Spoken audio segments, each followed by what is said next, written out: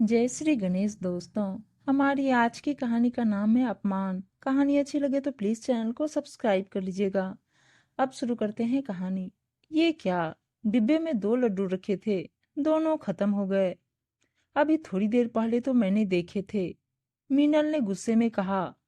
वो रसोई से बाहर निकली तो देखा उसकी सास के कमरे की लाइट जल रही थी। वो धीरे से कमरे में पहुंची और उनके हाथ में एक लड्डू देखकर उसके होश उड़ गए। वो तुरंत पुनीत को बुलाकर लाई और पुनीत ने बिना सोचे समझे कह दिया, माँ आपको शर्म नहीं आती रसोई से चीजें चुराकर खाने में। ये सुनते ही गायत्री जी के चेहरे की हवाइयां उड़ गई। उन्हें अपने कानों पर जरा भी विश्वास नहीं हुआ। उनका अपना बेटा पुनीत उन्हें ये सब कह सकता है। तभी गायत्री जी के पीछे से उनकी 3 वर्षीय पोती रिया निकली। दादी एक और लड्डू खिलाओ ना, दादी कहानी सुनाओ ना। गायत्री जी ने अपने हाथों में रखा लड्डू उसे खिला दिया और रिया मचलती हुई कमरे से बाहर चली गई। ये देखकर पुनीत और मिनल की आंखें शर्म से झुक गई।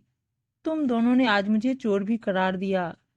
रिया ने खाना नहीं खाया था तो मैंने सोचा उसे कहानी भी सुना दूंगी और साथ में लड्डू भी खिला दूंगी तो बच्ची का पेट भर जाएगा। पर मुझे नहीं पता था कि मुझे ही चोर समझ लिया जाएगा। क्या बेटे के घर पर माँ का कोई अधिकार नहीं होता है? मैंने अपने हाथों से लड्डू ले लिए तो मुझे ये उपाधि मिली है। क्या मैं खुद अपने हाथों से बनाए हुए लड्डू चुरा कर खाऊंगी? तुम दोनों ने तो मुझे बिना हाथ उठाए गाल पर तमाचा दे मारा है। अब मैं यहाँ एक पल भी नहीं रुकूंगी।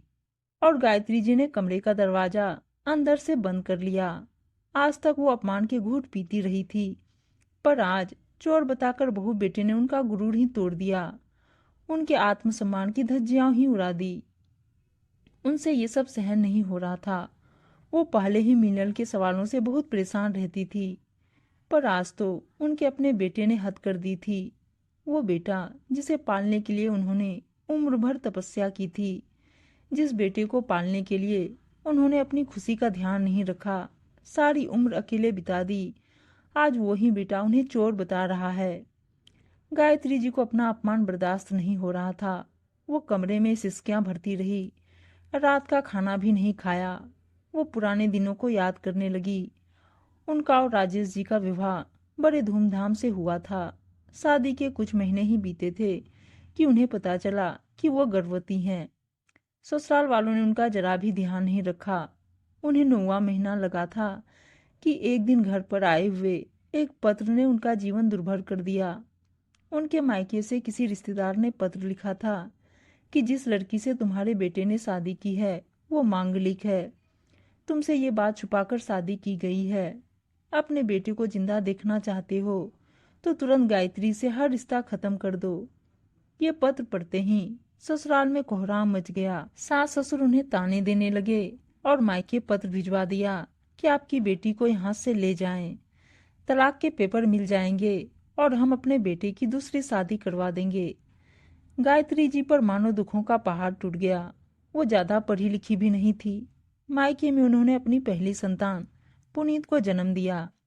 थोड़े समय बाद वो अपने भाई भाभी की नजरों में खटकने लगी। उन्होंने काम ढूंढने की शुरुआत की और एक कपड़े की फैक्ट्री में उन्हें काम मिल गया। पुनीत को वहीं ले जाकर बिठा देती और अपना काम करती रहती। फैक्ट्री में अच्छा काम करने के लिए उन्हें अच्छे पैसे मिलने लगे। पुनीत भी अब स्कूल जाने लगा था और अब उन्होंने मायके के पास में ही अलग से कमरा ले लिया था। फैक्ट्री में काम करने के अलावा वो लड्डू बनाकर भी बेचा करती थी।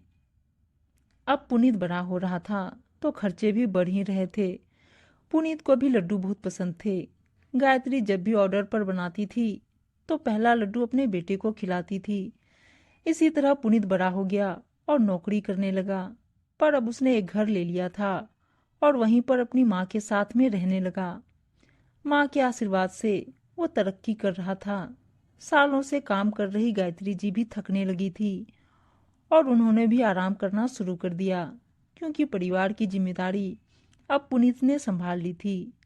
एक दिन उन्होंने बेटे से कहा कि अब ये घर काटने को दौड़ता है, एक बहू तो ले आ ताकि मैं घर परिवार की जिम्मेदारी से मुक्त हो सकूं। पुनीत ने अपने साथ काम करने वाली मीनल से शादी की इच्छा जताई। दोनों की शादी हो गई। दोनों ही सुबह नौकरी पर चले जाते थे और रात तक आते थे। जब शनिवार और रविवार की छुट्टी होती थी तो मीनल को गायत्री जी का घर पर रहना खरने लगता था। उसे लगता था कि ये सास 24 घंटे घर में ही रहती है। हमें तो जरा भी आज़ादी नहीं मिलती है। हमेशा ये एहसास रहता है कि घर में कोई है। इस वजह से वो अपनी इच्छा अनुसार रह नहीं पाती थी। हाँ यार, मैं तो अपनी सास से दुखी हो गई हूँ। जोंक की तरह घर से चिपक गई है, कहीं जाने का नाम ही नहीं लेती है। हमें भी तो अपनी जिंदगी जीनी है। उसकी सहेली से जब से उसकी बात हुई थी, वो गायत्री जी को परेशान करने में लगी हुई थी। रोज किसी न किसी तरह से उन्हें दुख पहुंचाती थी ताकि वो घर छोड़कर चली जाए। गायत्री जी सब सहन करती थी क्योंकि अपने बेटे पुनीत के अलावा उनका दुनिया में कोई और नहीं था। एक दिन गायत्री जी रसोई में खाना बना रही थी तो मीनल रसोई में आई और कहने लगी, मम्मी जी, रोटियों पर जरा घी सोच समझकर लगाइए क्योंकि घी के भाव बढ़ गए हैं।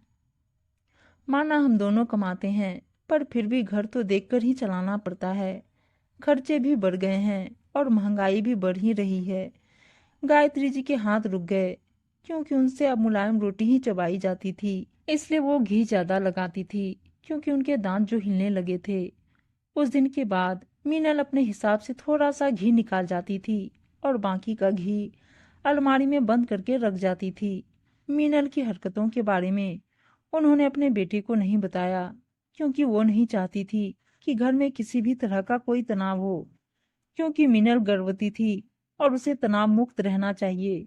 इसलिए वो जिसमें खुश रहे वो वैसा ही करती थी। रविवार के दिन मीनल उठी और उसकी चाय पीने की इच्छा हुई तो उसने देखा कि उसकी सास दूध में पानी मिला रही है। ये देखकर वो तुरंत बोली, मम्मी जी, आप दूध में पानी मिलाकर मुझे देती हैं। आपको पता है ना, मैं माँ बनने वाली हूँ और मेरे लिए दूध पीना जरूरी है, पानी नहीं। बहू, कुछ भी बिना सोचे बोले जाती हो। मैं दूध में पानी मिला रही हूँ क्योंकि ये दूध मुझे पीना है। तुमने जब से डेयरी से फुल क्रीम दूध मंगवाना शुरू किया है, मुझे इतना गाढ़ा दूध पसंद नहीं है। तुम्हारे लिए दूध अलग भगोनी में रखा हुआ है। मीनल आगे कुछ नहीं बोली। आज गायत्री जी को बहुत ही बुरा लगा था पर वो चुप रही क्योंकि मीनल को तनाव नहीं देना चाहती थी। 9वें महीने मीनल ने प्यारी सी बेटी को जन्म दिया और घर में अब सभी उसकी देखभाल में व्यस्त हो गए। रिया के जन्म के बाद मीनल मैटरनिटी लीव पर 6 महीने घर पर ही रही। बच्ची की देखभाल में गायत्री जी भी बराबर लगी रहती थी और मीनल को पूरा आराम देने की कोशिश करती थी। उन्होंने मीनल के लिए डिलीवरी में खिलाने के लिए भी लड्डू बनाए थे पर मीनल ने उन्हें खाने से इनकार कर दिया। मैं पढ़ी लिखी हूँ, इन सबको नहीं मानती कि घी खाने से ही ताकत आती है। हेल्दी खाना ज़्यादा बेहतर है। इतना घी खाऊंगी तो मोटी हो जाऊंगी। और मीनल को अपने फिगर की भी चिंता होने लगी तो उसने खाना भी कम कर दिया और रिया को दूध पिलाना भी बंद कर दिया। गायत्री जी ने बहुत समझाया कि ये बच्ची और तुम्हारी सेहत के लिए ठीक नहीं है पर वो तब भी नहीं मानी। पुनीत को इस बारे में सब पता लगने लगा था क्योंकि मीनल रोज ऑफिस से आते ही शिकायत करती थी पर गायत्री जी अपनी बहू के लिए एक शब्द भी नहीं कहती थी। धीरे धीरे पुनीत को भी अपनी माँ की ही गलतियां नजर आने लगी थी। वो भी उनसे उखड़ा हुआ सा रहने लगा था और मीनल के कहे कहे चलने लगा था। रिया अब स्कूल जाने लगी थी पर वो ज्यादातर अपनी दादी के ही पास में रहती थी। मीनल और पुनीत को नौकरी से समय मिलता था तो वो दोनों मोबाइल में व्यस्त हो जाते थे। अब रिया दादी से ही सब चीजें मांगने लगी थी। दादी, मुझे भी लड्डू खाने हैं। टीवी पर देखकर रिया का मन मचल गया। गायत्री जी लड्डू बनाने में माहिर तो थी। उन्होंने जल्दी ही पोती के लिए लड्डू बना दिए।